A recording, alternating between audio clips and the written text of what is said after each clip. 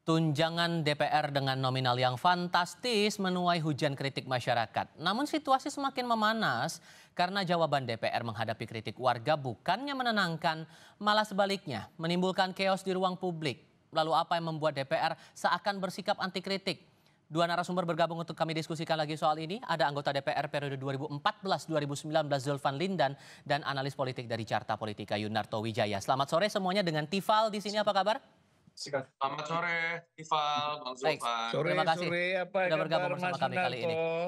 Eh, saya mulai dari Pak Zulfan dulu deh kalau begitu. Pak Zulfan begini, karena kan ada realita sosial yang dihadapi makanya kemudian kritik ini mencuat. Tapi kemudian direspon oleh anggota DPR periode saat ini seolah-olah terkesan anti kritik. Seolah juga merasa sensitif dengan kritikan ini. Atas dinamika ini apa yang keliru, apa yang salah sebetulnya? Begini, kita kan tahu seharusnya saya ucapkan selamat dulu ke Mas Yunarto ini Kenapa tuh? dan kepada kawan-kawan Kompas TV ya. Oke. Eh, Kita mengharapkan kan parlemen ini punya kualitas kan gitu. Hmm. Sehingga mereka tidak reaktif merespon apa-apa yang berkembang di tengah-tengah masyarakat, baik tindakan ataupun pikiran-pikiran yang muncul di tengah-tengah masyarakat. Tetapi kan sekarang banyak anggota DPR ini yang terpilih ini kan karbitan. Dari Ini mana tolak ukurnya bilang persoalannya. karbitan, Bang? Ya, Dari mana tolak ukurnya dibilang karbitan itu? lah itu reaksi seperti Sahroni itu kan karbitan itu. Ya, masa bilang masyarakat tolol, bodoh. Ini karbitan, kalau dia bukan karbitan, pasti dia lebih merenung dulu, berpikir dulu, gua ini kan wakil rakyat. Sebagai wakil rakyat, saya harus bisa menangkap aspirasi mereka. Saya harus bisa menjawab persoalan-persoalan yang mereka hadapi. Ya kan, jangan reaktif seperti itu. Anggota DPR itu kan harus aktif, bukan reaktif, kan gitu. Hmm. Bagaimana kalau seorang anggota DPR ini menanggapi secara reaktif seluruh apa yang dikritik oleh masyarakat terhadap DPR? Nah itu kan baru contoh satu aja, Sahroni. Banyak yang lain, misalnya situasi ekonomi kita, keuangan kita dalam keadaan sulit, buruh, guru semua dalam keadaan sulit, lalu kita menerima kenaikan gaji berjoget-joget. Ini kan gila udah ini. Bagaimana kita nggak bilang karbitan ya, mental-mental seperti ini. Saya belum lagi kalau bicara pengalaman saya selama 2 periode menjadi anggota DPR. Mungkin periode 99-2004 itu setelah reformasi itu memang beda ya dengan menjadi anggota DPR pada 2014-2019. Kondisinya itu lingkungannya berbeda sekali. Behavior anggota-anggota DPR juga beda sekali. Nah, ini nanti akan saya jelaskan ya. Oke. Biar Mas Yunarto dulu lah bicara. Oleh, oke. Kalau Mas Yunarto, karena kan sangkut pautnya jadi akhirnya kan begini, kalau dibilang kan, saya ngutip pernyataannya Pak Zulfan tadi, ada istilah karbitan itu tadi. Jadi kan ada pertanyaan kualitas SDM yang terpilih menjadi anggota Dewan sekarang jadi pertanyaan. Kalau Anda punya kacamatanya gimana, Mas Toto? Gini Mas Ival, dari awal saya misalnya diundang TV, media berbicara mengenai DPR, memang selalu dalam framing yang negatif. Artinya, kalau kita bicara tanpa kondisi aktual pun, riset atau survei, misalnya ketika ditanyakan mengenai kepercayaan publik dan kepuasan publik terhadap semua lembaga negara, DPR itu selalu dalam posisi paling buncit. Sehingga artinya apa sih, kalau puluhan tahun terjadi seperti ini, ada problem yang sifatnya sistemik yang didiamkan, dibiarkan dan dinikmati. Oleh siapa? Oleh kelembagaan DPR sendiri, oleh undang-undang yang mungkin memang membolehkan, atau oleh rumah dari anggota DPR, artinya partai. Memang mendiamkan saja bahwa kemudian kepercayaan publik terhadap lembaga negara tetap dalam posisi yang buruk terhadap mereka. Yang kedua ditambah dengan kondisi aktual yang tadi sedikit Bang Zulfan sudah sebutkan ya, bahwa tidak terasanya kerja dari anggota DPR ini sekarang juga bertemu dengan situasi aktual yang membuat masyarakat semakin marah.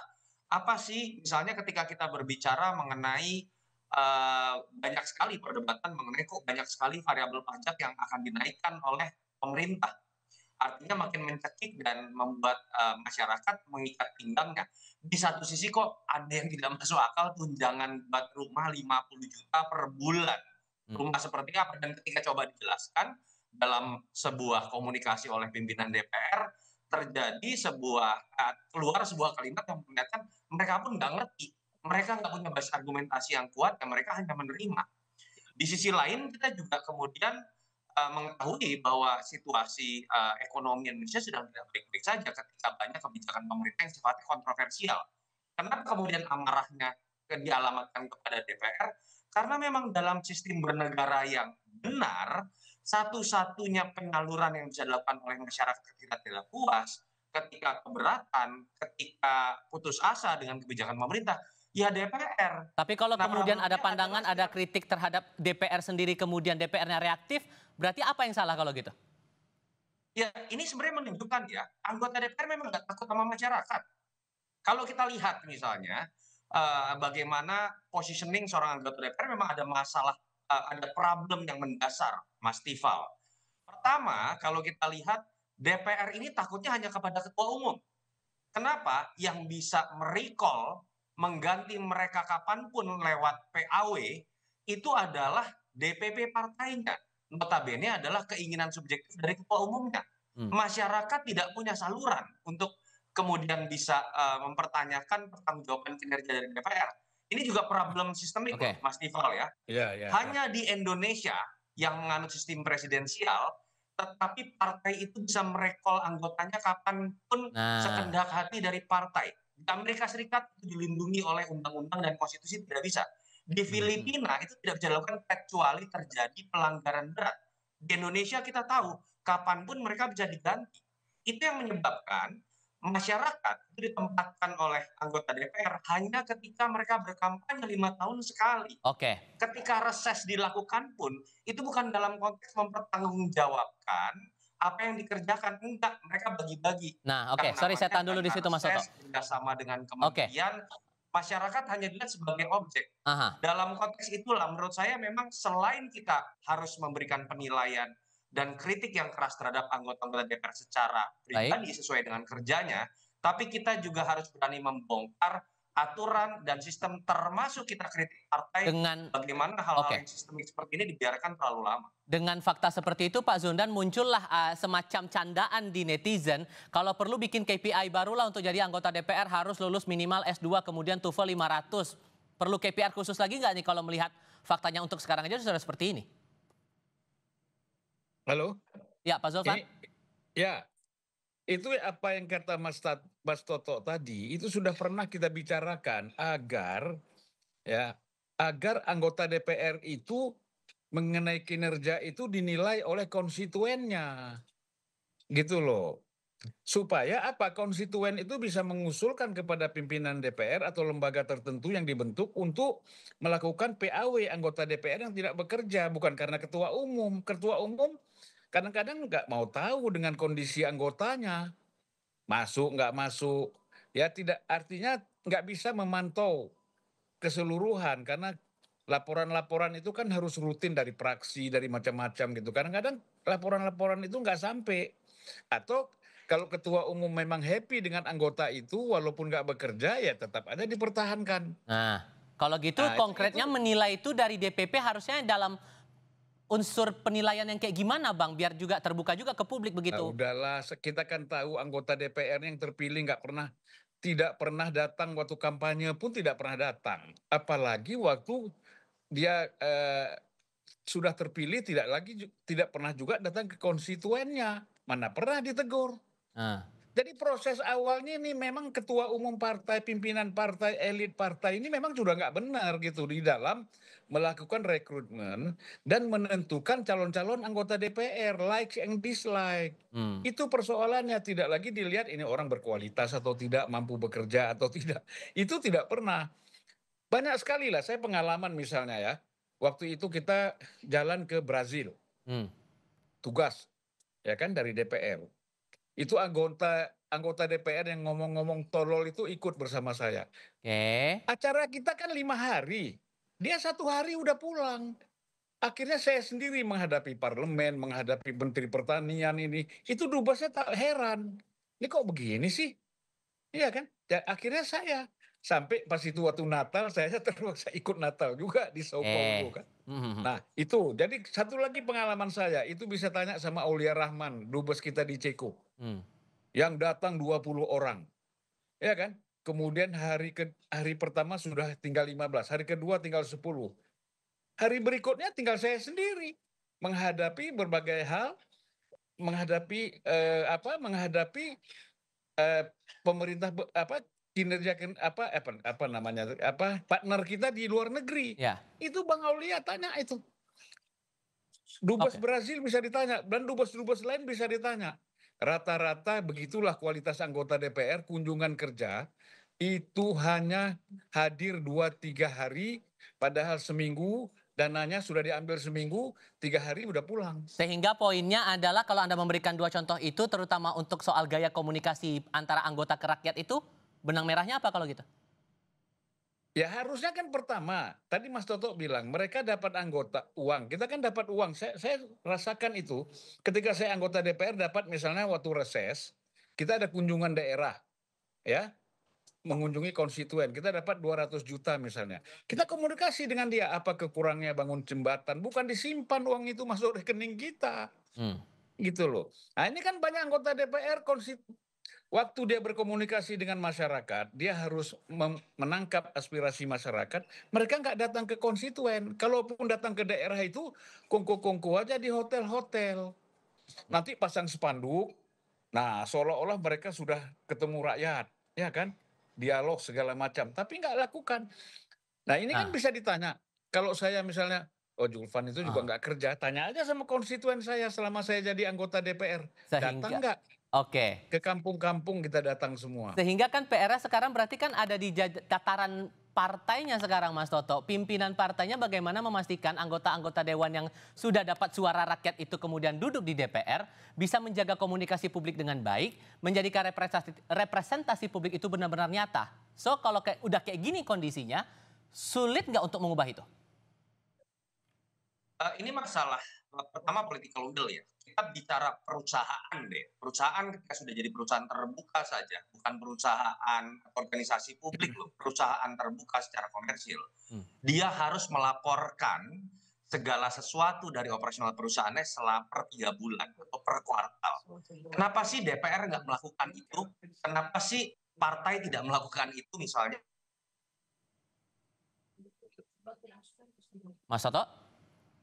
Ya sinyal Mas Toto kayaknya iya. Kita coba perbaiki dulu komunikasi dengan Mas Toto. Sambil kita akan lanjutkan lagi diskusi terutama soal transparansi dan akuntabilitas untuk sisa masa periode DPR. Anda untuk melihat pantauan terbaru dari udara pasca unjuk rasa di Kompleks Parlemen Senayan Jakarta yang meluas hingga bawah tol dalam kota. Visual ini menunjukkan kerumunan massa masih berada di sekitar area pejompongan dan tampak polisi berupaya untuk membubarkan mereka sehingga bisa keluar dari area sekitar DPR beberapa saat yang lalu. Terlihat gas air mata juga masih dilontarkan untuk membubarkan para pengunjuk rasa dan hingga sore ini kericuhan masih terjadi di sekitar kawasan DPR MPR. Ini titik di kawasan pejompongan dan belum bisa diketahui akan berapa lama memakan waktu pembubaran terhadap massa ini. Di sebelah kiri layar Anda terlihat ini juga beririsan dengan jalur rel kereta dan sedikit banyaknya sudah terimbas juga terhadap perjalanan kereta komuter. Ini sudah masuk jam pulang kerja, akan berdampak juga ke banyak pengguna komuter yang akan pulang setelah beraktivitas di kawasan Jakarta. Anda yang akan beraktivitas pulang kerja saat ini di kawasan Jakarta perlu berhati-hati untuk jalur-jalur yang terkonsentrasi bagi massa berkumpul di tengah upaya polisi atau petugas membubarkan massa pengunjuk rasa dan juga dampak lain terutama aktivitas transportasi umum baik itu untuk KRL, kereta komuter maupun juga bus Transjakarta yang sedikit banyaknya sudah diumumkan melalui kanal media sosial masing-masing dari penyedia jasa angkutan umum ini. Kita akan coba lanjutkan lagi diskusi kami bersama dengan 2 narasumber, mantan anggota DPR RI Zulfan Lindan dan juga Yunarto Wijaya dari Carta Politika. Saya mau coba pastikan dulu Mas Toto, suara saya terdengar jelas ya? Terdengar, Mas Ival. Oke. Oke. Sekarang saya coba mau bicara soal transparansi, karena kan ini juga yang jadi PR sebetulnya membuat akhirnya kegaduhan semacam ini memuncak bahkan sampai sekarang masih terus terlihat demonstrasi di berbagai daerah, transparansi itu. Ada contoh yang sempat disampaikan juga di Parlemen Inggris itu gaji dari anggota dewan itu dipublikasikan secara transparan, itu uang dari mana terpakai berapa saja. Apakah menurut Anda Bang Zulfan itu memungkinkan bisa dilakukan di parlemen kita atau malah akan sulit direalisasikan?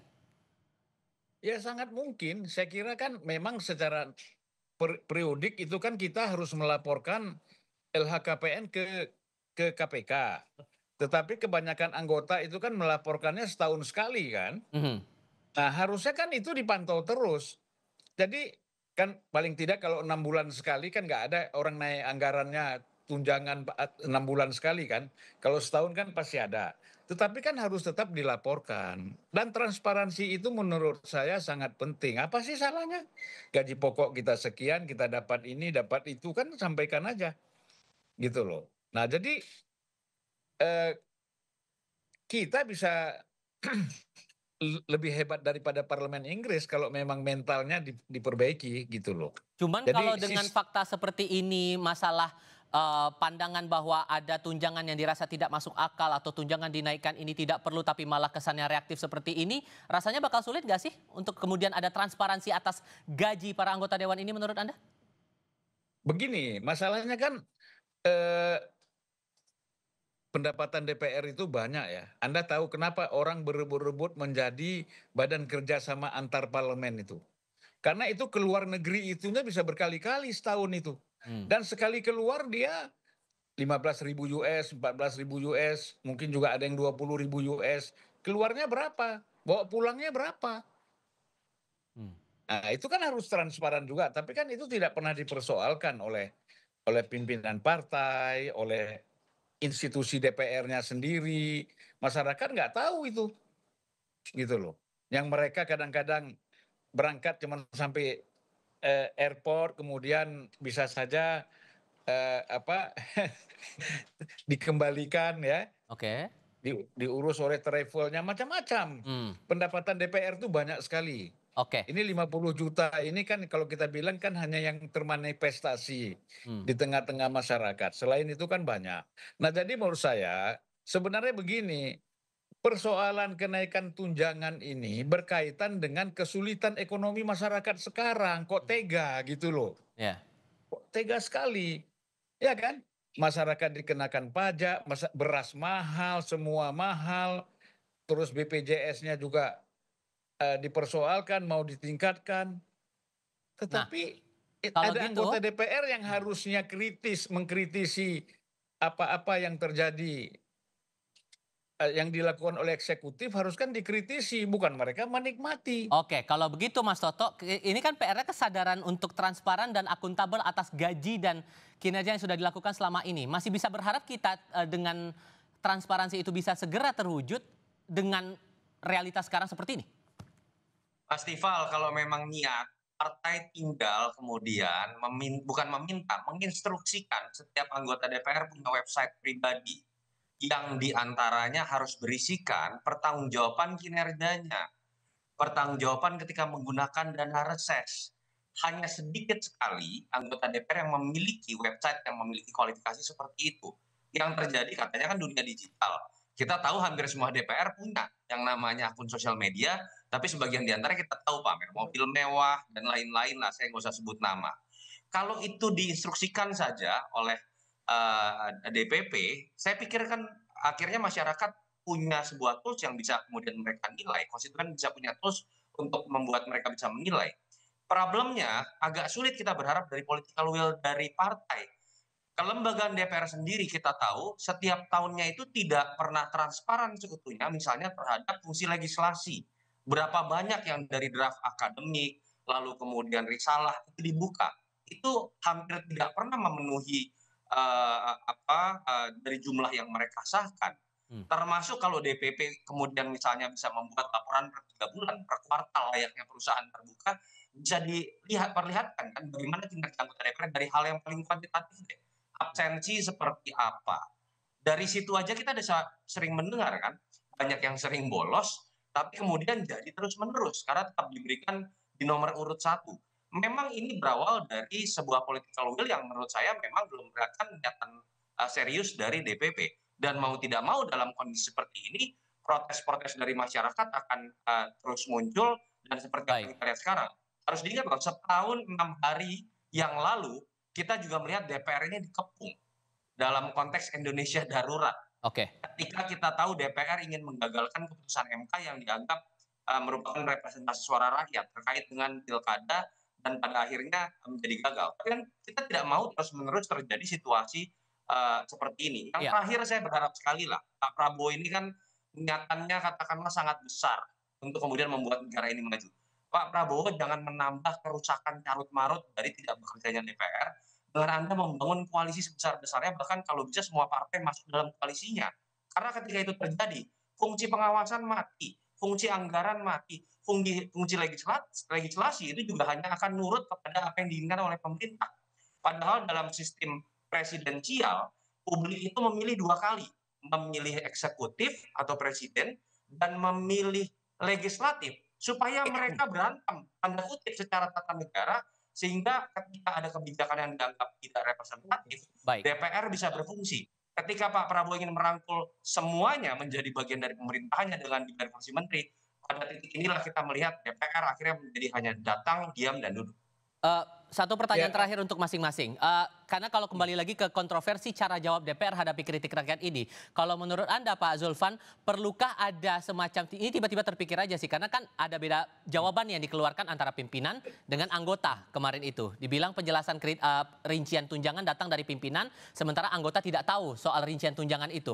Menurut Anda perlu nggak sih ada protokoler khusus, entah itu juru bicara khusus menjelaskan masalah soal tunjangan atau hal-hal fasilitas yang diberikan semacam ini? Karena ini ya kan sensitif artinya juga gini, isunya.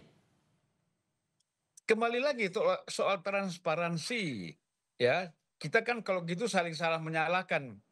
Itu kan semua pimpinan DPR kan mengkomunikasikan kepada praksi. Mereka sudah tahu lah, nggak mungkin mendadak tiba-tiba ada seperti itu. Semuanya sudah diinformasikan kepada anggota.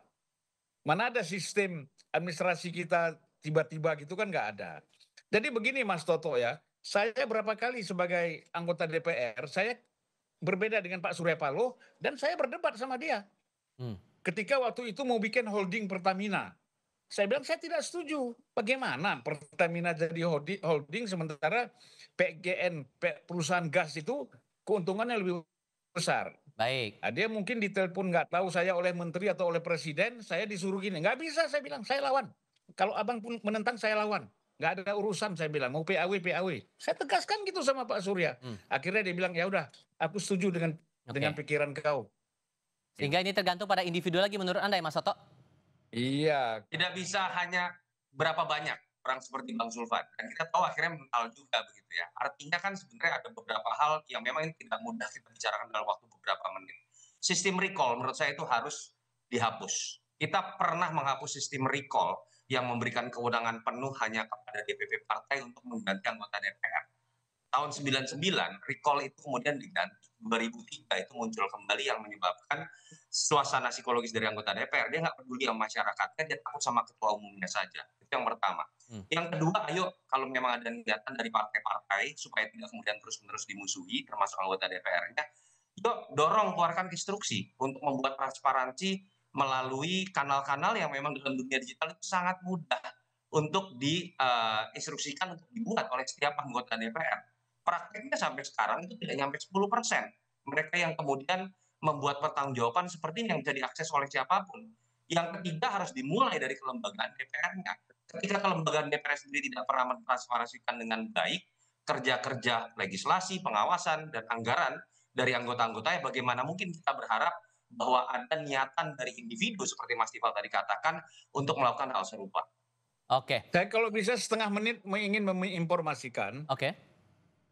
Jadi 2015 itu pernah diinstruksikan agar seluruh anggota DPR membuat laporan, baik dalam bentuk tulisan ataupun foto, kunjungan dia ketika reses.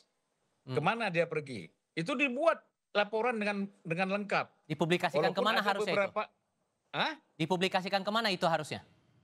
Itu kan sebagai laporan kepada pimpinan partai, Ah, pimpinan praksi, ya kan? itu kan dilaporkan bahwa betul-betul anggota ini. Tapi walaupun banyak anggota yang protes, nggak setuju. Tapi saya nggak tahu sekarang itu masih ada atau tidak. Gitu. Alasannya waktu itu diprotes karena apa, Bang? Ya nggak disebut, ngapain gitu-gitu. Udah cukup lah kita, yang penting kan kita sudah reses, kita udah datang ya. Nggak bisa dong, harus ada dibuktikan fotonya di mana. Jangan fotonya cuman duduk di kafe satu, cuman ganti spanduk, anggotanya itu juga, spanduknya aja diganti. Kami menerima masyarakat ini, ya kan? Tapi tempatnya masih sama, spanduknya diganti. Kan kalau dia ada Baik. fotonya langsung datang ke sana kan jelas dia nyebrang sungai, dia masuk hutan, dia macam-macam. Kalau Oke. misalnya di daerah gitu ya, Sudah kami pedalaman. tangkap. Oke, sudah kami tangkap poinnya di situ. Bang Zulfan, Mas Toto, terima kasih banyak sudah berdiskusi dan berbagi pandangan Oke. bersama kami kali Terima ini. kasih Selamat Mas sore Rival. semuanya.